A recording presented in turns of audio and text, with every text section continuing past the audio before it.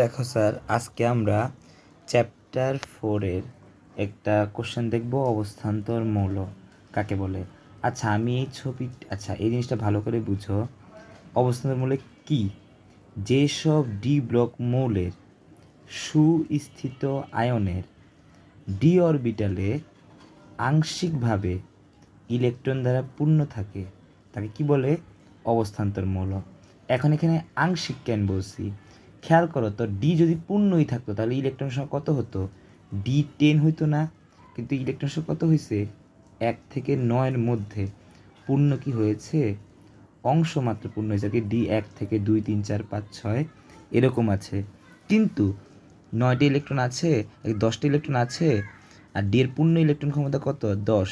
যেহেতু নাই, তাই এটা কীভাবে পূর্ণ থাকে? আংশিকভাবে পূর্ণ থাকে। তাহলে এইসব মৌলকে কি বলবে? অবস্থান্তর মৌল।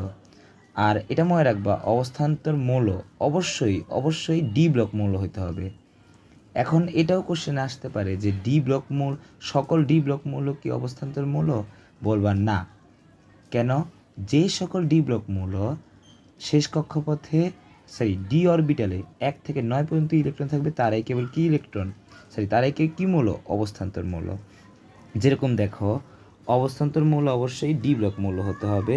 এরপর দেখো, যেরকম আয়রন, আমি কি বলছি না সুস্থিত আয়ন? আয়রনের সুস্থিত আয়ন হচ্ছে দুইটা, একটা হচ্ছে Fe2+, আরেকটা কি Fe3+।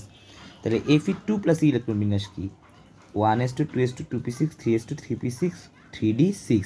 দেখো তো, শেষ কক্ষপথে আর কি ডি অরবিটালে কয়টি ইলেকট্রন আছে? 6টি ইলেকট্রন। তাহলে 1 থেকে 9 পর্যন্ত শর্ত মানছে না। আরেকটা শর্ত কি? ডি অরবিটাল হতে হবে, মানছে না। দুইটি শর্তই ফুলফিল করে। তাহলে Fe2+ কি একটি অবস্থান্তর মৌল। যেহেতু বলে দিচ্ছ, আর এখানে কিছু বলা দরকার নাই। এই জন্য দেখো কি বলছি, এখানে ডি অরবিটালে ইলেকট্রন 1 থেকে 9-এর মধ্যে, তাই এটি একটি কি মৌল? অবস্থান্তর মৌল। অবস্থান্তর মৌল সাধারণত। আর এখন বলতেছি যে অবস্থান্তর মৌলের বৈশিষ্ট্য, কারণ 2 মার্ক, এত কম লিখলে তো হবে না। তো এই বৈশিষ্ট্যগুলো অবশ্যই লিখবে, যে অবস্থান্তর মৌল সাধারণত পরিবর্তনশীল জারণ অবস্থা দেখায়, রঙিন আয়ন সৃষ্টি করে, জটিল আয়ন গঠন করে ও প্রভাবক রূপে কাজ করে। এখন আসো, কয়েকটা মনে রাখবা যে জিঙ্কের সুস্থিত আয়ন হচ্ছে Zinc2+, আয়রন হচ্ছে এটা, আয়রনের সুস্থিত আয়ন দুইটা Fe2+, Fe3+, স্ক্যান্ডিয়ামে Sc3+। এখন খেয়াল করো, আয়রনের ইলেকট্রন বিন্যাস কি? 1s2 2s2 2p6 3s2 3p6 3p6 4s2 3d6। এখন খেয়াল করো, আমরা যখন ধরো একটা ঘরে 5 জন লোক আছে, কাউকে বের হতে হবে, কে বের হবে? যে গেটের সামনে আছে তাকেই বের হতে হবে না? তার মানে কি দেখো তো, যে শেষ কক্ষপথে থাকবে তাকেই বের হতে হবে না, ইলেকট্রন যদি ত্যাগ করে। এখন আয়রন আছে লাস্ট কক্ষপথ কোনটা? Fe4s2। ওকে, এখন Fe2+, আমি কি জানি ধনাত্মক আয়ন কখন হয়? যখন কিনা ইলেকট্রন ত্যাগ করে। আর Fe2+ আছে, মানে কয়টা ইলেকট্রন ত্যাগ হয়েছে? 2টা ইলেকট্রন ত্যাগ হয়েছে। তাহলে শেষ কক্ষপথ কোনটা? Fs2 না? তাহলে Fs2 থেকে কি 2টা ইলেকট্রন চলে গেলে কি Fs0 হয়ে যায় না? থেকে আমার এটা লেখা দরকার আছে। তাহলে Fs2+ ইলেকট্রন বিন্যাস কি? 2p6 3s2 3p6 আর কি 3d6। দেখো তো, এখানে কি 1 থেকে 6-এর মধ্যে আছে? তাহলে ওই কি একটি অবস্থান্তর যৌগ। সঙ্গে সঙ্গে Fe3+, 1s2 2s2 2p6 3s2। এখন এখানে থেমে যাও, খেয়াল করো, 4s2 2টা ইলেকট্রন চলে গেল, আরেকটা ইলেকট্রন যেতে হবে না? এখন 3-এর মধ্যে সর্বশেষ কক্ষপথ কোনটা? 3d না? 3 থেকে একটা যাবে, তাহলে 3p6 যাবে, আর 3d যায় কি হবে? 3d5।